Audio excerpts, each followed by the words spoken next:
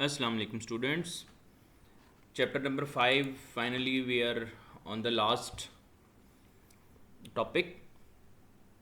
आखिरी सेक्शन है ये चैप्टर नंबर 5 का, जिसमें हम ये सीखेंगे कि टेबल किस तरह से बनाते हैं। HTML में टेबल किस तरह से बनाते हैं। अब टेबल में हम जानते हैं कि दो चीज़ें होती हैं। एक तो टेबल की जनाब रो होती है, ठीक है ना, जिस तरह से ये एक रफ सा टेबल में बनाने लगा हूँ। HTML में बिल्कुल इस तरह का टेबल नहीं बनेगा, बहुत साफ सुथरा टेबल उसमें बनता है। तो ये रोज़ हैं, इनको कतारें कहा जाता है। यानी एक ये एक रो है, ये दूसरी रो है, इसी तरह से ये नीचे तीसरी रो है। ये 3 रोज़ हैं, कतारें इनको कहा जाता है उर्दू में, इंग्लिश में रो कहते हैं। ये कॉलम्स हैं, पहला कॉलम, दूसरा कॉलम, तीसरा कॉलम, चौथा, पांचवा कॉलम। तो ये कॉलम्स हैं जो वर्टिकल हैं। जो हॉरिजॉन्टल हैं ये रोज़ हैं। तो ये टेबल है पूरा, इसको मिला के टेबल कहा जाता है। अच्छा, टेबल बनाने के लिए ना, अब टेबल का टैग होगा, जाहिर है टेबल का स्टार्टिंग और एंडिंग टैग। तो हम बनाना शुरू करते हैं सादा सा टेबल। तो टेबल का टैग हम शुरू में लगाना पड़ेगा एक हमें, और एक एंड में लगाना पड़ेगा, वो हम पहले ही लगा लेते हैं। और जो कुछ हम इसके दरमियान में लिखेंगे वो सब कुछ टेबल में होगा, ठीक है। सबसे पहला काम तो ये कर लें।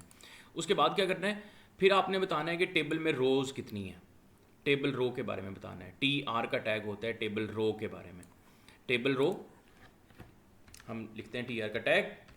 अच्छा, ये लिख लिया हमने। अब इसको शुरू किया है तो इसको ख़त्म भी करना है, ठीक है। ख़त्म कर लिया तो इसके दरमियान में जो कुछ लिखेंगे हम वो इस रो के अंदर आएगा, पहली रो के अंदर, ठीक है।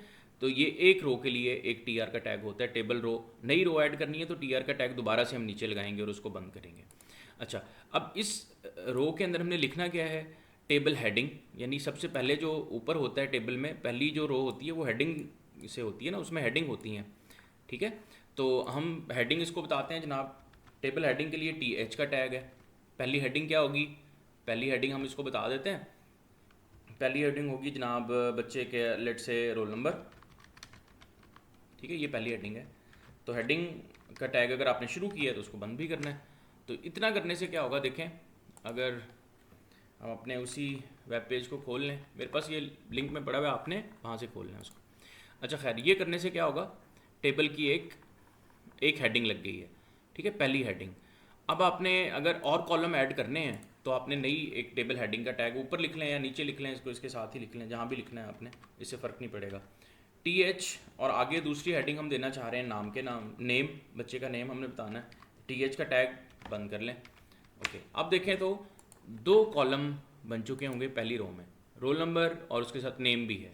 आप सोच रहे होंगे कि यार इसमें बॉर्डर क्यों नहीं है, ठीक है। यहाँ तो बॉर्डर लगी हुई है, तो हम इसको बनाते जाते हैं और फिर देखते हैं आखिर में अगर बॉर्डर नहीं आती तो उस बॉर्डर को लाने का तरीका क्या है, ठीक है। बॉर्डर आ जाएगी इसमें, तो इससे परेशान ना होइएगा। अच्छा, तो फिर एक और कॉलम ऐड करते हैं इसमें, TH, और उसका नाम हम रख लेते हैं मार्क्स। यानी बच्चे का रोल नंबर है, नेम है और उसके मार्क्स हैं। ओके, TH का टैग ये बंद हो गया। अच्छा, अब इसमें 3 हेडिंग्स बन चुकी हैं और हेडिंग को देखें उसने खुद ब खुद थोड़ा सा बोल्ड भी कर दिया, ठीक है ना, थोड़ा सा बोल्ड कर दिया। अच्छा, अभी पहली रो ख़त्म होगी, TR के टैग से हम बाहर आ गए हैं, टेबल के टैग के अंदर ही है। TR का टैग हमने यूज़ किया था, बंद किया उसको, एक रो ऐड होगी है। अब एक रो और ऐड करनी है हमने, तो अब टेबल बन गया है। अब जो कुछ भी हम ऐड करेंगे ना इसमें, वो रो बाय रो खुद ही इन्हीं चीज़ों में आता रहेगा। यानी पहली चीज़ जो हम ऐड करेंगे वो खुद ब खुद रोल नंबर के नीचे आएगी, दूसरी चीज़ जो हम ऐड करेंगे खुद ब खुद नेम के नीचे आएगी, तीसरी चीज़ जो हम ऐड करेंगे वो खुद ब खुद मार्क्स के नीचे आएगी। लेकिन अब हमने हेडिंग तो ऐड नहीं करनी ना, अब तो हमने टेबल में डाटा एंटर करना है। तो हम क्या लिखेंगे, TD का टैग लिखेंगे। यानी रो हमने ऐड करनी है नहीं, लेकिन उसमें डाटा एंटर करना है, डाटा, ठीक है, डाटा एंटर करना है। TD, देखें ये डाटा के लिए है। जिस अली लिखा हुआ ना ये डाटा है, अहमद लिखा हुआ है डाटा है, एज लिखा हुआ है 50, ये डाटा है। अच्छा, तो क्या लिखेंगे, TD का टैग, और TD के टैग में जो भी हम पहली वैल्यू दे देंगे वो कहाँ जाएगी, रोल नंबर में। मैं लिखता हूँ 1 और TD के टैग को कर देता हूँ 1।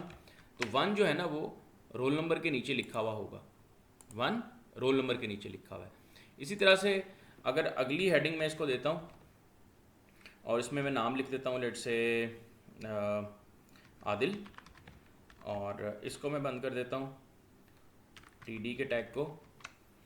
तो आदिल कहाँ जाएगा जनाब, नेम के नीचे। बाय डिफ़ॉल्ट देखें वो खुद ब खुद नेम के नीचे गया।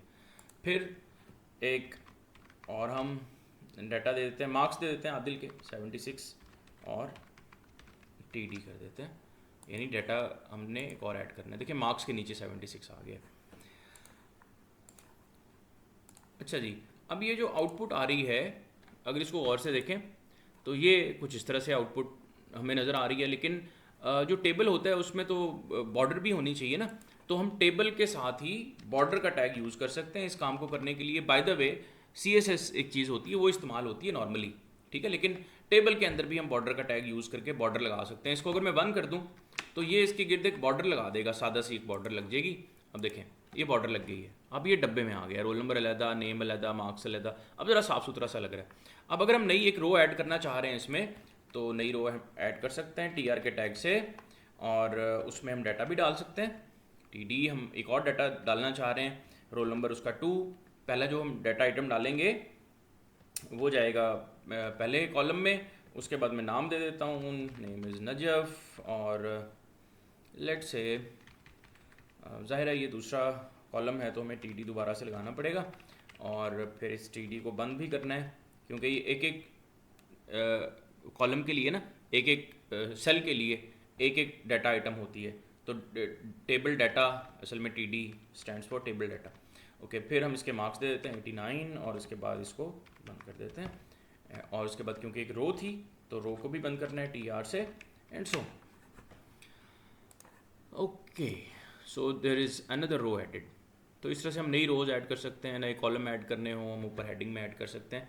तो इस तरह से सिंपल सा एक टेबल हम HTML में बना सकते हैं। ये बहुत बहुत ही सादा सी इसका तरीका है इसको बनाने का। फिर एक और तरीका ये है कि अच्छा अगर आपने दो कॉलम्स को मर्ज करना है, जिस तरह देखें ना यहाँ पे, अगर हम अपनी आउटपुट में देखें तो ये नेम और मार्क्स जो हैं ये दो कॉलम है। मैं कहता हूँ इन दोनों को मर्ज करके ना नेम और मार्क्स को बस इकट्ठा कर दें, नेम ही करते हैं, इसको एक ही बना दें इन दोनों कॉलम्स को, ठीक है। तो ये कैसे हम कर सकते हैं, या इसको नेम प्लस मार्क्स में कह दूँ और नीचे दो कॉलम नज़र आए, लेकिन ऊपर जो है ना वो एक ही कॉलम नज़र आए हेडिंग उसकी। तो हम सिंपली क्या करेंगे, जहाँ ये लिखा हुआ है ना, जहाँ नेम लिखा हुआ है, पहली बात तो मार्क्स को तो इसमें से निकाल लें,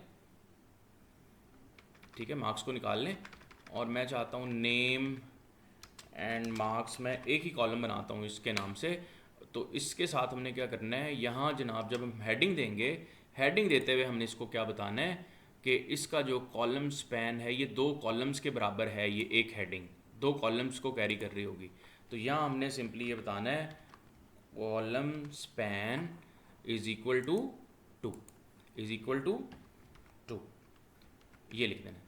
अब क्या होगा कि ये जो नेम और मार्क्स है ना, ये हेडिंग इकट्ठी एक ही शो होगी, ऊपर मर्ज हो जाएंगे दोनों कॉलम, लेकिन नीचे अलग अलग ही बने होंगे। देखें नेम एंड मार्क्स ऊपर हेडिंग एक हो गई है, लेकिन नीचे अलग अलग कॉलम ही बने हुए हैं। तो ये कॉलम स्पैन इसको कहा जाता है कि आप दो कॉलम्स को मिला दें। सिमिलरली बिल्कुल इसी तरह से अगर आपने रो को मिलाना हो तो वो वाला काम आप रो पे कर दें, जो डाटा आप दे रहे हैं वो रो पे कर दें कि आपने जनाब जो रो बनाई है वो ये दो रो पे स्पैन करेगा, जो आपने हेडिंग दी है तो वो दो रो पे कंसिस्ट कर जाएगा, और बाकी डाटा उसी तरह से आपको शो होता रहेगा। So this is how it works, it is called row span. इसको प्रैक्टिस कर लीजिएगा। आगे एक सरगर्मी है, मैं ये जो प्रैक्टिस के लिए है ना, इनकी अलग से एक वीडियो बनाएंगे जिसमें हम एक्सरसाइजेज़ को सॉल्व करेंगे, तमाम एक्सरसाइजेज़ को, सारे चैप्टर्स की, और वो इसके बाद आएगी। एक इम्पॉर्टेंट नोट आपके लिए ये है, ये आखिरी वीडियो है तो मैं अलग से एक इम्पॉर्टेंट एक नोट भी बनाऊंगा सारी वीडियोस के हवाले से, और उसको शुरू में रखेंगे ताकि सब बच्चे उसको सुन लें और फिर उस पर अमल कर लें। एक बड़ी ज़रूरी चीज़ ये है कि कुछ वीडियोस में ना बीच में, जिस तरह चौथे चैप्टर में एक वीडियो है और सेकंड में भी एक वीडियो है, सेकंड में और थर्ड में एक वीडियो होगी जिसमें कुछ वॉइस का इशू है ऑडियो का, तो उससे परेशान नहीं होना। मैं उन वीडियोस को एडिट कर रहा हूँ, दोबारा से उन वीडियोस को डाल दूंगा ताकि आपको वो वॉइस का इशू ना आए, ठीक है। खैर बहुत बहुत जनाब शुक्रिया आप तमाम बच्चों का जो सुन रहे हैं, जो इसको शेयर कर रहे हैं और जो यहाँ से सीख रहे हैं।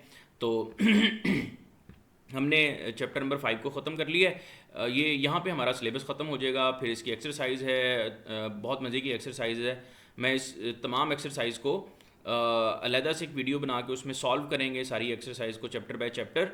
तो वो जनाब आपने वीडियो ज़रूर देखनी है। और कुछ नीचे ना डेफिनेशंस हैं, इन डेफिनेशंस को भी देखिएगा, पेपर के लिए बहुत काम आएंगी आपके, ठीक है। और then this book ends here.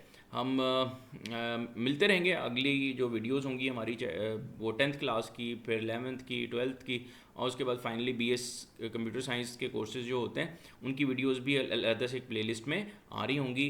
So thank you very much. कोई क्वेश्चन हो ज़रूर पूछिएगा। अगली वीडियोस में एक्सरसाइजेज को सॉल्व करेंगे। तो जनाब मिलते हैं very soon in some other new very interesting and very informative videos. Thank you very much.